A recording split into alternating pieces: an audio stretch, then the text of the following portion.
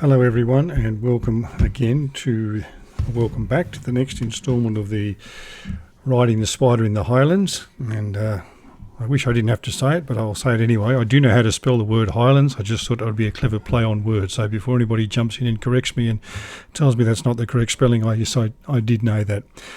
So at the moment I'm on the Hume Highway, Hume Motorway, Hume Freeway, whatever it's called, Highway 31, heading south from Bowral, Moss Vale, that area, towards Goulburn. I've passed through the village or township of Berrima and I'm back on the main highway. And as I say, I'm heading south towards Goulburn. You can see it's a dual carriageway with two lanes in either direction, the two lanes heading south, and to my right, two lanes heading north as well. The road is well marked with a centre marking to show the two lanes, and there are markings down either side, those little corrugated strips that are down the edges, so that if your car happens to wander, you'll get that strange sound under your tyres that'll wake you up. The shoulders are quite wide, so you can pull over safely, and after you've taken a good check and you revision mirror over your shoulder, get out of your car and or get off your bike and do whatever you need to do. And there are a couple of nature stops along the way. So that's where I'm at the moment. I'm not going to spend a lot more time talking about the highway. You can just enjoy the scenery while I'm riding. But I am going to talk about a subject that is not motorcycle related, and that's the subject of vandalism. And so if you don't want to hear me talk about vandalism, then turn down the volume and just enjoy the scenery. And as I say, hopefully enjoy the scenery. If you have a comment about anything that I've had to say in relation to vandalism, then please leave your comment in the comments below, and I will attempt to respond to it when I become aware of it. So, vandalism. Back in the ancient times, there were groups of people, including the Vandals, the Goths, the Visigoths, the Huns and the Vikings, who were marauding, tribes or groups of people from northern Europe who used to raid other countries. And they basically set about destroying whatever they could find, burning towns and villages and killing people and taking whatever treasure there was and then leaving. They weren't interested in occupying other countries or governing them. They were only interested in taking the treasures and perhaps taking people as slaves or something and then leaving. And so the word vandal, as we use it today, I guess, is used to describe people who destroy things. And so in the park, as some of you may know from my other videos, there's a park directly across the road from my house. It's called Victoria Park. It takes up a whole block. A walk around the perimeter is about 2 kilometres long, and so it's a fairly substantial block of ground. I've lived in Goulburn for 46 or 47 years, and for a good portion of those years, probably 35 to 40 of those years, the park was a wasteland. And then at a point not too long ago, maybe 5 or 6 years ago, the council decided it was time to do something meaningful with this park.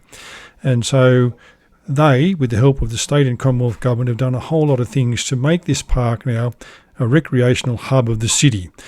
Things that they've done include building a skate park over 2 stages, putting in an adventure playground, building a rage cage, working on the Japanese garden,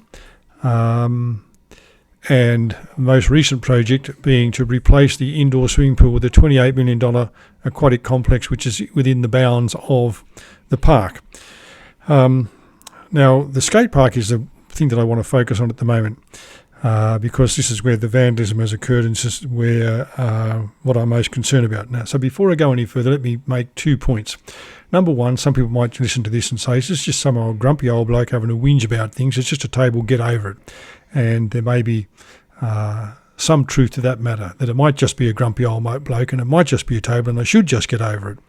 But let me make my point. If you're still listening at the end, see if you still think that's the case. The second point is that I'm not aware of, nor do I have any evidence of who is responsible for the damage here, so I'm not blaming any individual or any group or any age or any person. I'm just saying this thing has happened, and it is a thing that concerns me. It annoys me, and I have a forum here to speak about it, and so I'm going to speak about it. So The skate park was built in 2 stages. The first stage was built many years ago and cost about $300,000. The second stage was built and I think opened in about 2019 and cost about $500,000. Now, the money itself isn't that important, although it does figure in my discussions and my thinking. As part of building the skate park, this council decided it would be very helpful if they put some shelters with benches and tables.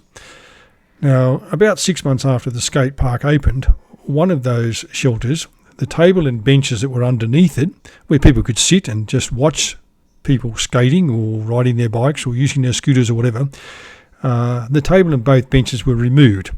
They were removed because at various points, boards that made up the bench or the table had been removed from the metal frame that supported it, and the metal frame was left, and the council rightly concluded this is dangerous and it has to go. So they sent some workmen up there who removed the last of the metal frame, ground all the bolts and fittings down to level with the concrete, and the table and benches were no more. Now, on the 12th of February this year, that is 2023, I made a short video about the picnic table, or the table that is under the main shelter. The main shelter contains 2 or 3 sitting points and a large table and benches on either side of it. In that video, I pointed out the damage that had been caused to the picnic table, and that it was deliberate damage. It wasn't a case of, well, this is wear and tear. Someone had deliberately removed the boards and needed to bring special tools to do so. And they set about bashing the frame, which I think is made of cast iron. It might be galvanised cast iron or powder-coated cast iron or something, but I think it's cast iron. And the cast iron broke off and left jagged parts exposed. Now, at the time I thought this won't last much longer before the council remove it. And as of yesterday, that is the 27th of January, the council sent some workmen up and they ground off, removed the last of the frame that was the basis of that table, and ground all the fixings down to level with the concrete, and the table is no more.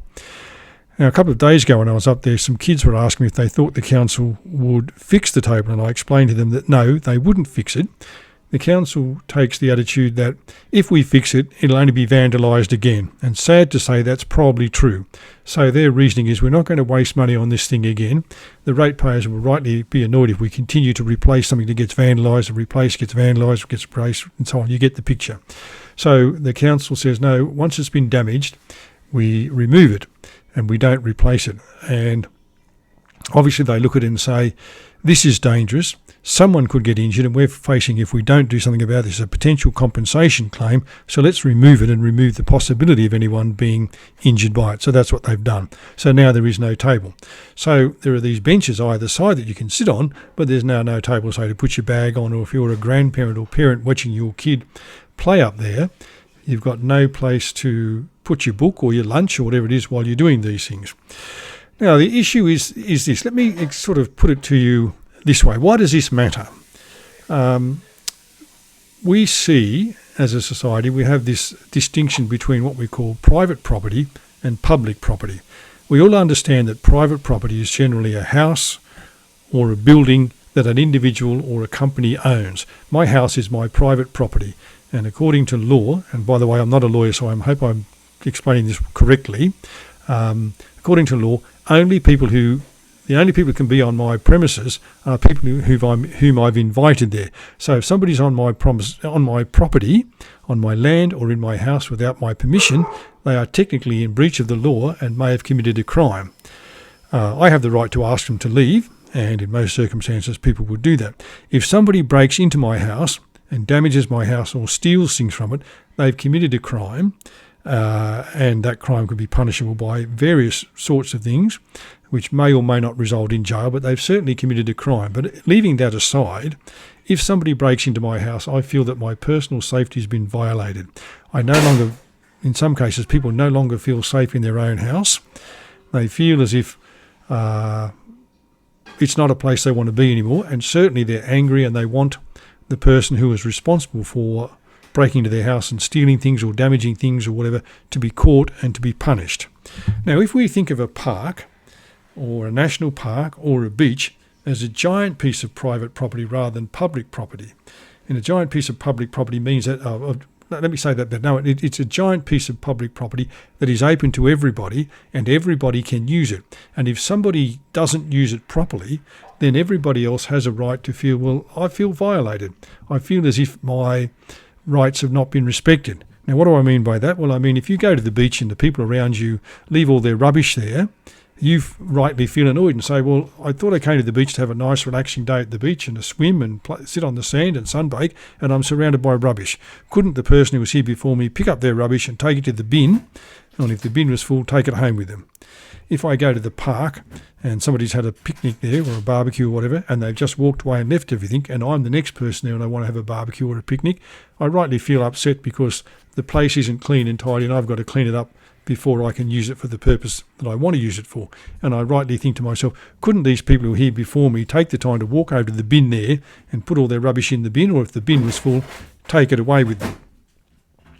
If it were a national park, for example, and everybody who visited it just left their rubbish there, then eventually feral animals would be attracted by that. The native wildlife and the native flora would be threatened by it, and the place would not then be fulfilling and providing the same function and amenity to the people who use it, because they go there and say, oh, it's full of rubbish, I don't want to go there anymore.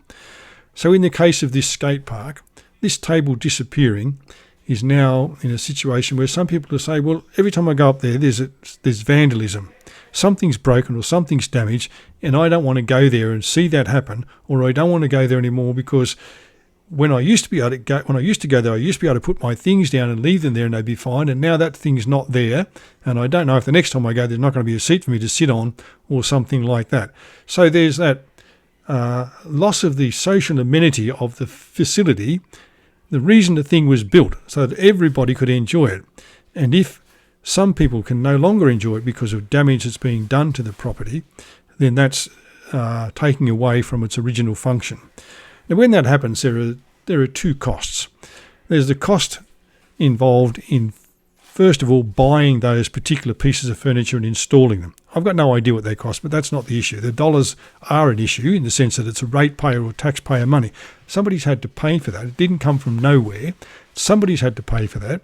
And so when those things are damaged and removed, that money is virtually thrown away. It's wasted.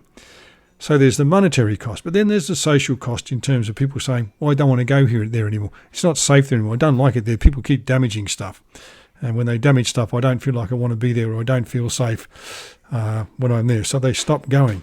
And then the children who need their parents to take them there to use their scooters or their skateboards or their rollerblades or whatever it is, they miss out because their parents say, well, I don't want to go there because there's nowhere to sit, or there's no table there anymore, or whatever the reason is.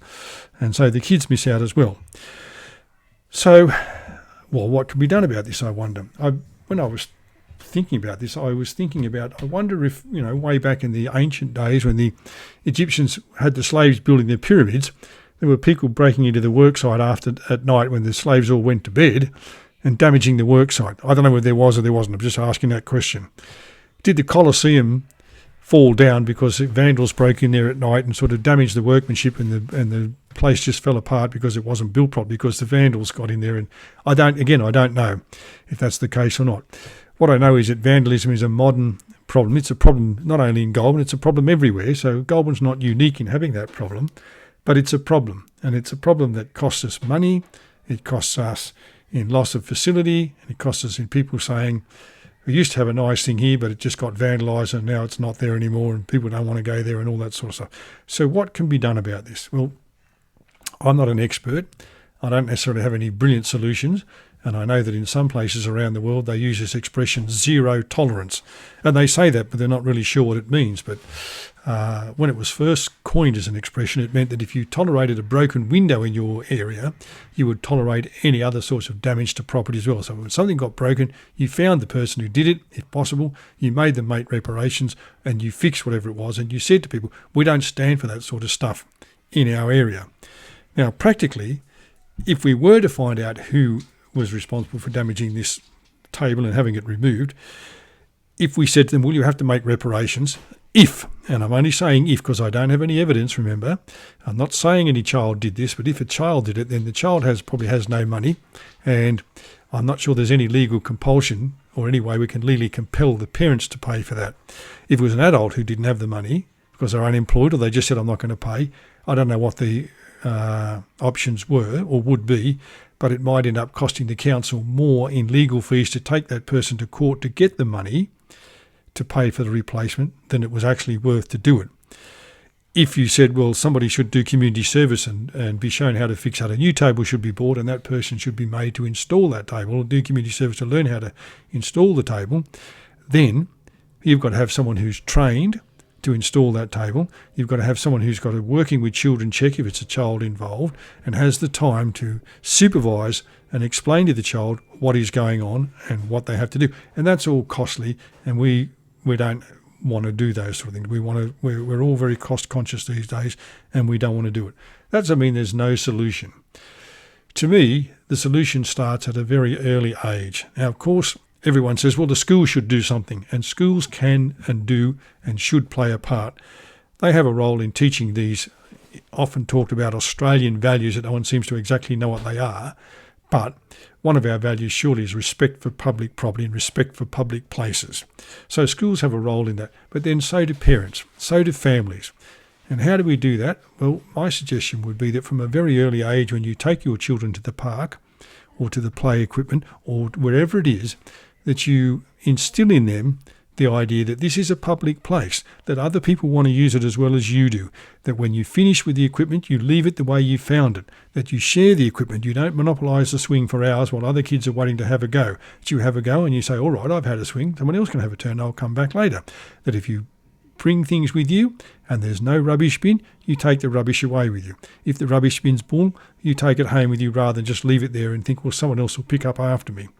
And you instill this idea that this is a public place that everybody wants to enjoy and everybody wants to use, and that damages to it, deliberate damage to it, is a cost that everybody has to bear, both in monetary terms and in their lack of ability to use that place. And so we should do our best to avoid that. So we should do our best to respect the public space and make sure that it's enjoyable for everybody. I don't suggest that there are people out there saying to the kids, look, go around and smash stuff. I'm not suggesting that at all. But somewhere, some people, and it might only be a small number of people, but it doesn't matter what the number is, it matters what the effect of it is. Some people are getting this idea that this is just a public place. If I get angry or upset or frustrated or bored or whatever it is, I can just smash stuff and that's okay.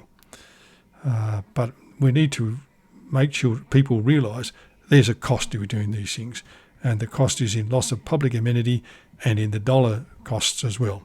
All right, well, that's all I want to say about vandalism. If you've listened to the end and you still think it's a grumpy old man just having a whinge, then think that's okay, but at least you've listened to me. If you've got an opinion or a comment, put in the feedback in the comments and I'll attempt to get back to you. Thanks for watching and listening, and I'll talk to you again shortly.